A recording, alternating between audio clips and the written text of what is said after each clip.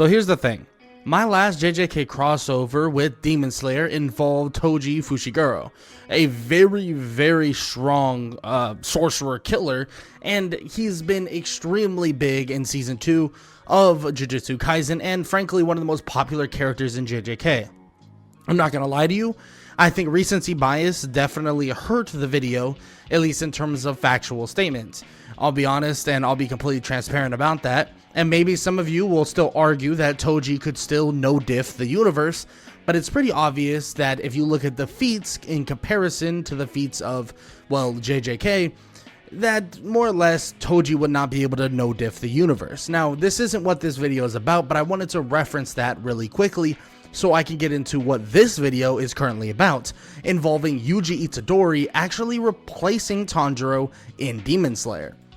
Now, some of you might wonder, well, why are you bringing this up in the first place? Why does it matter? Well, because this is a little bit different than just plopping somebody in the realm of a different anime.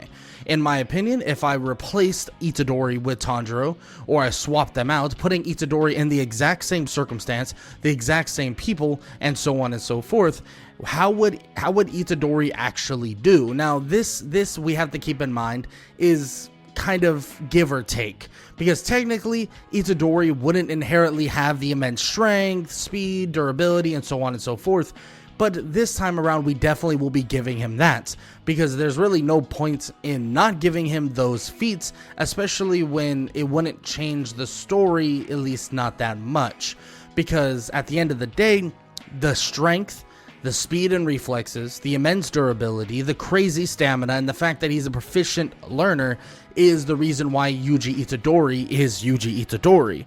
So I'm gonna still give him all of those things, but I'm going to put him in the same bloodline of Tanjiro, more or less giving him the same father, the same mother, but of course still giving him that blessing, or that kind of crazy heightened abilities that he starts with. Now, for starters, I want to bring up what he can necessarily do. From episode 1, we see him literally baseball throw a shot put straight into a soccer goalpost, which bends it. But I'm not gonna lie, if you just look at the body language of the way he throws it, it doesn't even look like he threw it with full intent, as if he was trying to throw it as hard as possible. He threw it in a way, and yes, I know it is a baseball pitch, but he did throw it in a way that it looked as if he just knew he was going to throw it further, and we see that he can throw things, well, a further distance when he straight up throws a freaking car. Now, with all that said, I want to talk about his speed. His speed actually implies that he could run about 37-ish miles per hour, because he's able to do a 50-meter track race within 3 seconds. And we all know his durability is absolutely immense. Insane stamina, superhuman capabilities of stamina, and the fact that he was basically able to master hand-to-hand combat very quickly, especially when fighting Aoi Todo, someone that is extremely proficient in martial arts. So when we add all of these things, all of these different things, the proficient learner, the immense stamina, durability, speed and reflexes, all of it, right off the bat, off the very jump, we have a Yuji Itadori in this brand new verse that is probably going to be a lot stronger than Tanjiro, because we're not only giving him the liberties that he would have, quote unquote, in JJK, of course, minus the cursed energy, but we're also giving him the liberties of learning breathing styles. Now, with that said, unfortunately, well, quote unquote, Itadori's family, or Tanjiro's family, like how we know normally, would die. It would lead to his sister being taken off by Itadori. It would be Itadori Kamado, technically, if I'm wrong. Actually, no, it would be Yuji Kamado. Well, something like that. I'm not even gonna do this right now. You get the point.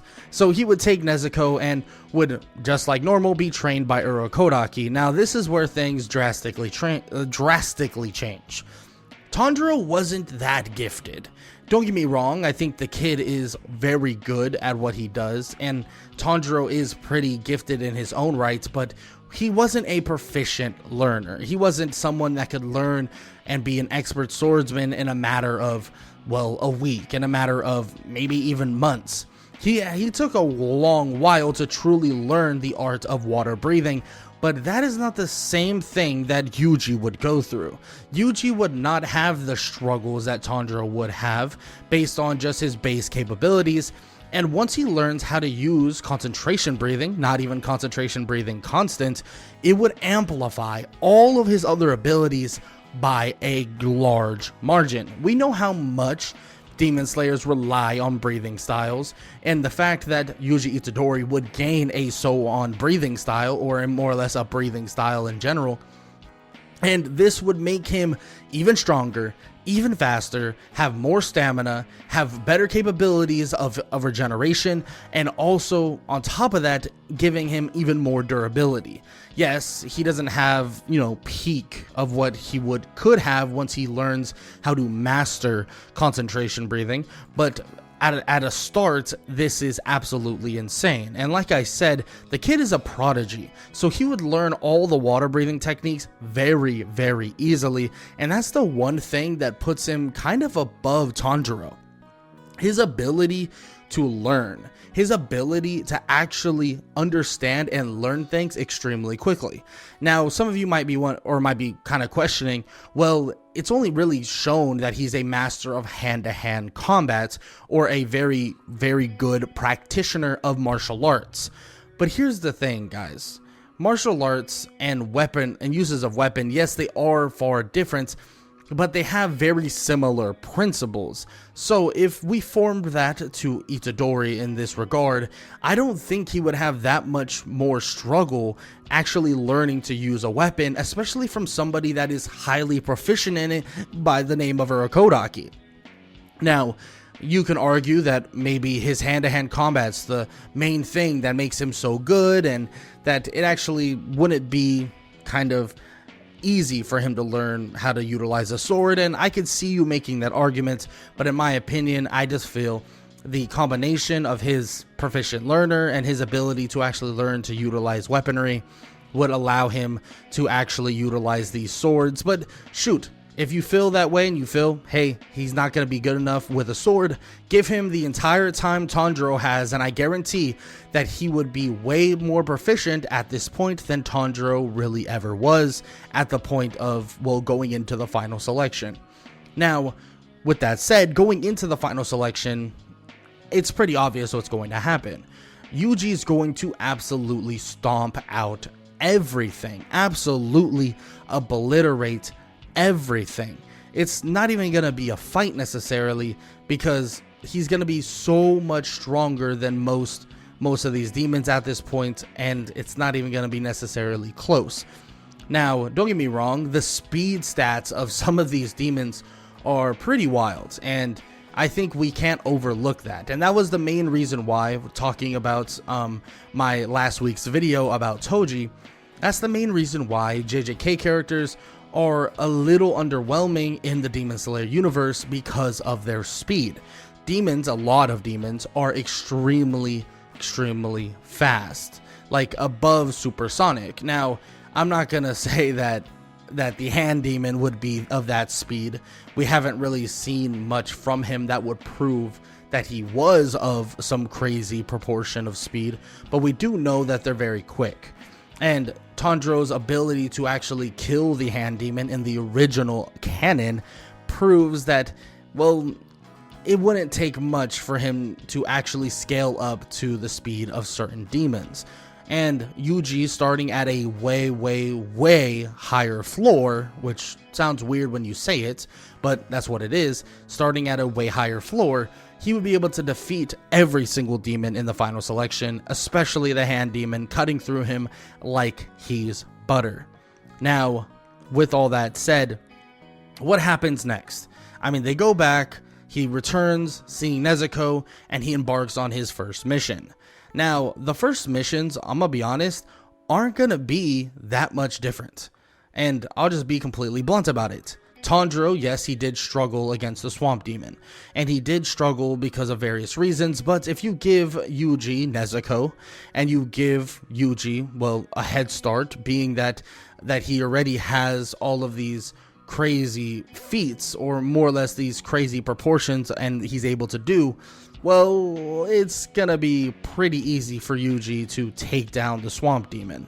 I mean, very easy to take down the Swamp Demon. So he would easily defeat this demon, making quick work of him and being able to save maybe one of the victims that are in the process. But let's just talk about the city that never sleeps, or the Akuza arc. Excuse me. If I say that wrong, I apologize. But this one is where I'm a little hit or miss. Because in my opinion, Yuji wouldn't be put in a scenario where he would burn himself and actually get a scar. Arguably enough, even if he did burn himself, he probably would never get the scar. And the scar would be a big reason why Muzan sees him and actually thinks that he's, well, the one and only Yoriichi, or at least has visions of Yoriichi because of that said scar. Now, I know that's not the only reason why. We know that the earrings he was wearing actually take part in it. So there's a chance that maybe Muzan doesn't like the fact that he sees those earrings, but I think it was really the combination of the scar and the earrings that really made Muzan completely ticked off. Now, with that said, I don't even think the meeting with Muzan would necessarily even happen, and it wouldn't probably happen just because Yuji doesn't have the sense of smell for demons that Tanjiro had, and if it did occur, maybe they would learn of it later on. Yuji would maybe have a brushing event with him, seeing him slightly, wondering why and what is that thing, realizing he's a demon, but understanding he can't do anything about it. Now, with that said, this would turn actually beneficial in a way.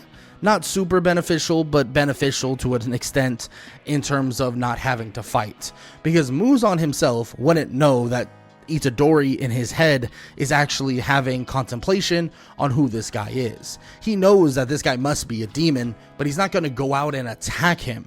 But this guy is also covering up his demonhood with more or less a family, a kid, a wife, and so on. So why would he be doing that? Why would that even be occurring? So in his brain, he has to think that this must be a high-level demon. Now, he doesn't necessarily know how high level he is, but soon when he meets the Hashira not too long from now, he'll realize how damn high level that demon truly is. Now, leading into meeting Lady Tamayao and also Yushiro, who Yushiro would obviously take him to Lady Tamayao, they would talk about a cure for Nezuko and the fight with the other two demons that were hunting for Tanjiro in the original canon wouldn't actually occur. So that wouldn't happen at all, but a conversation would occur with more or less what type of blood they need, the demons that he should be hunting for, and so on and so forth.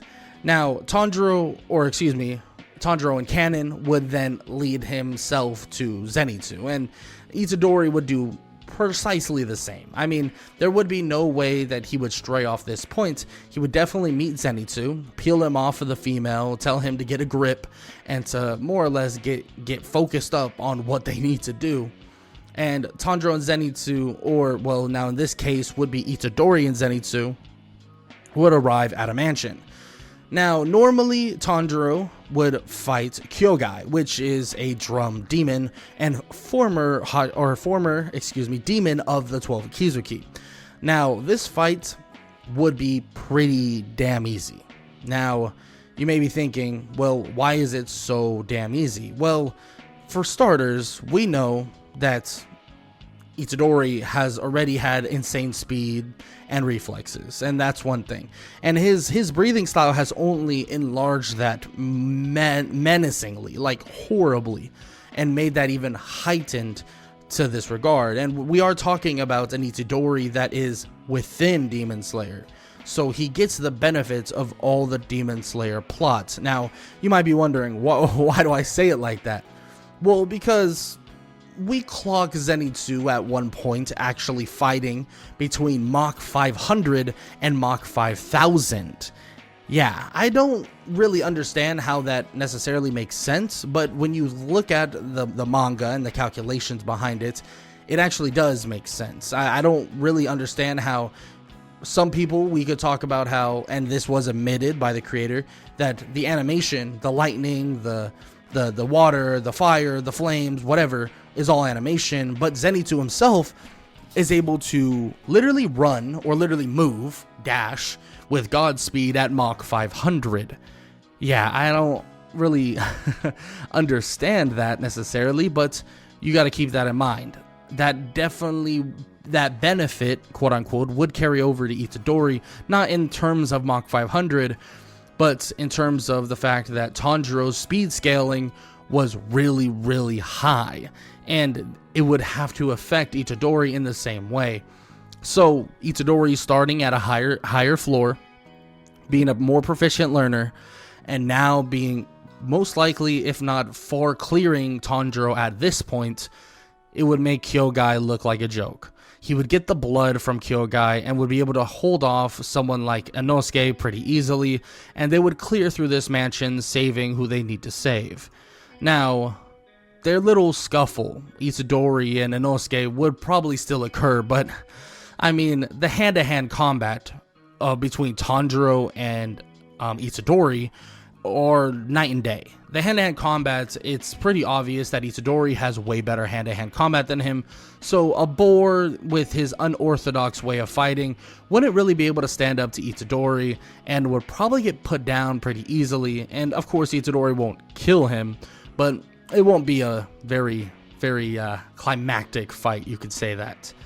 Now, I'm not gonna bore you with some of this information with the Mount Natagumo arc, because at the end of the day, a lot of these lower demons wouldn't stand a chance.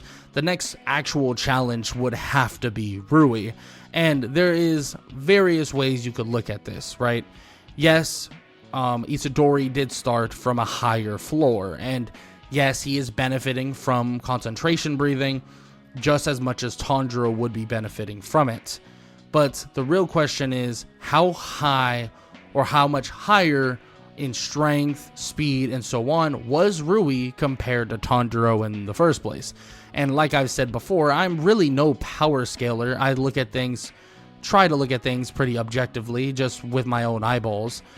But with the help of Nezuko, and Itadori and Nezuko at the same time, I don't see Rui really putting up that much of a challenge. Yes, Rui would actually act as a next level step for Itadori, and would definitely act as that next kind of hurdle for Itadori to understand how strong some of these demons can get. And I'm not saying this fight would be easy by any means. Maybe this fight is pretty even. Maybe this fight goes head to head so long that Giyu Tomioka would eventually arrive, killing Rui himself. And that's kind of where I would lean toward, just because I don't know truly how strong Itadori would be with just the training from Urokodaki, with only the training with Urokodaki. Now, we know how strong Rui could have been if he didn't spread out his blood, but we know that Rui did and was a pretty strong foe in the first place. Now, with all that said and done, Rui would either be defeated by Itadori and by also Nezuko, of course, or Giyu would arrive during their fights and their clash, and Giyu would recognize the opening, killing the demon. Now, everything that happens after this would occur exactly the same. They would attack Nezuko, Itadori would try to stop this, and probably get his head kicked in by Kanao, just like Tanjiro did before. And you may argue, well, he's probably stronger than Kanao, and he probably is. But after a long fight with Rui, I mean, it would be pretty tough, and him not expecting it, it would be kind of, maybe night-night for a little bit. But now this is where the training truly levels up, and training means quite a bit to this scenario. Because, of course, you have the whole hashira being, or Tanjiro normally getting trialed by the hashira, Itadori would go through the same thing, and so on and so forth. And actually, you would probably argue that Itadori may be able to utilize sun breathing during the fight with Rui, but just not to a certain crazy level, because he doesn't have an understanding of it quite a bit. Now, when he's fighting against Saname, or, well, the wind Hashira, he's able to actually hold his own even while handcuffed, because we know that his martial arts is pretty crazy, and he catches Saname off guard, kicking him right in the head. But, of course, they fail to discredit Nezuko, and they're allowed to stay in the Butterfly Mansion, and this is where the rehabilitation training begins. And this actually matters a lot, because this is training with concentration breathing constant. Now, you could also make your arguments that he probably would have learned this before, but concentration breathing constant is a very big gap, a very, very, very big jump in power, and a big power spike for the Demon Slayers. And Itadori would continue to have these power spikes the more training he goes through, because of how proficient of a learner he is and how quickly he grows in strength. We've seen in JJK how fast he grows in strength, and it was far quicker than Tanjiro himself. Yes, it is hard to scale, I'm not gonna lie. When you cross animes like this, it is hard to scale who grew more in their verse and compare them side by side. But this training would put him on a Hashira level, bare minimum in my opinion. I think this would put him on a Hashira level, and this would allow him to easily defeat Enmu. Now, we saw that Tanjiro, Zenitsu, and Inosuke were able to take on Enmu. That it was a pretty interesting fight, but Tanjiro was able to take down Enmu and be pretty impressive while doing so, and this Itadori would be stronger than Tanjiro bar none, and that Enmu fight wouldn't be any bit of an issue. Now, this is where things truly change, and frankly, this kind of sets you up for the rest of the story. How would he fare against Akaza? Would he be able to even go head to head with Akaza? Now, I don't think so. And the main reason is Akaza's ability to sense killing intent. I just don't think Itadori would be on that level just yet. Now, could he stand side by side with Rengoku?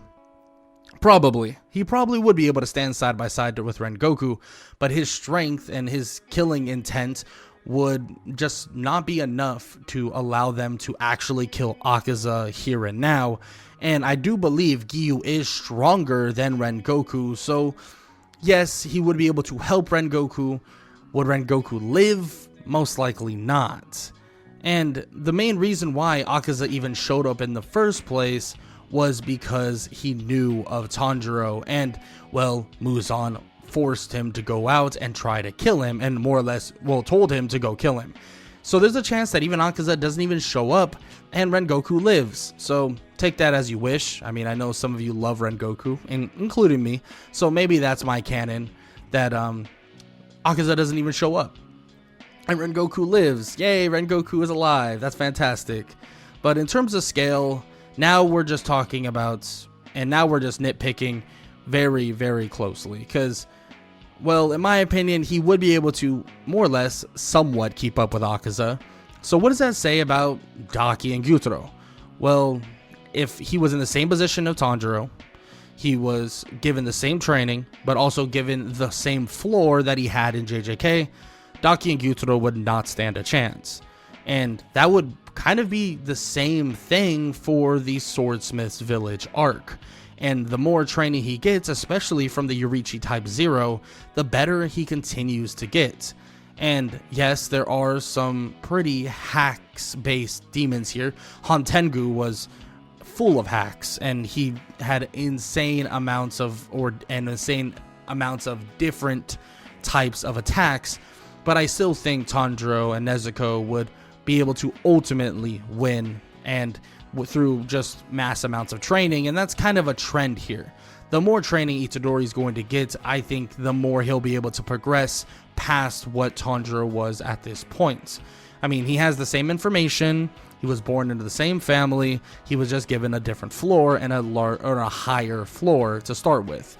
This would lead, obviously, to Nezuko conquering the sun, and obviously, this would lead to Muzan hunting Nezuko down. Now, it's pretty easy to say the Hashira training arc would be extremely beneficial for Tanjiro, or excuse me, Itadori. But you know, Tanjiro and canon also had insane benefits because of it. So I don't see Tanjiro and Giyu, or excuse me, Itadori and Giyu in this situation actually losing to Akaza.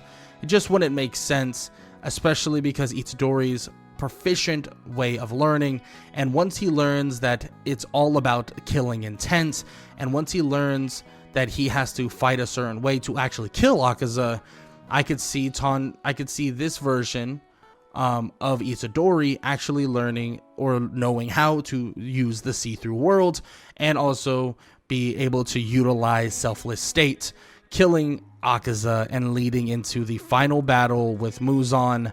And this final battle with Muzan would most likely go heavily more in the favor of the Demon Slayers. We all know that the cure and or the poison that was set in his body drastically helped the Demon Slayers throughout this fight, and it would turn the tables for them, especially with an Itadori who's faster, stronger, more proficient, has more agility and more endurance than Tanjiro, and all the abilities that Tanjiro once had, and his ability to fight Muzan would be absolutely insane. Now, with that said, I would love to see what you guys think in the comment section below. Maybe this was a little too OP for your liking. Maybe you think, well, that's kind of takes the whole point away, giving Itadori the powers he would have had in JJK at just base level.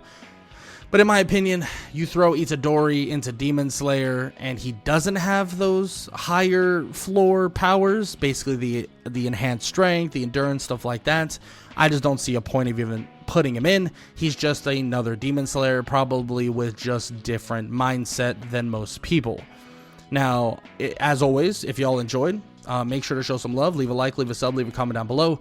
Be civil in the comment section, please. I know the last JJK kind of Demon Slayer crossover I did, the comment section was pretty brutal. Not to just me, but also to other people that had opinions. Opinions are opinions, and if they bring up good facts and can approach it pretty civilly, then we're all good. I just don't want anybody going for anybody's throats. I mean, come on, let's be nice to each other a little bit. But with all that said, I hope y'all enjoyed the video, and I hope y'all have an amazing day.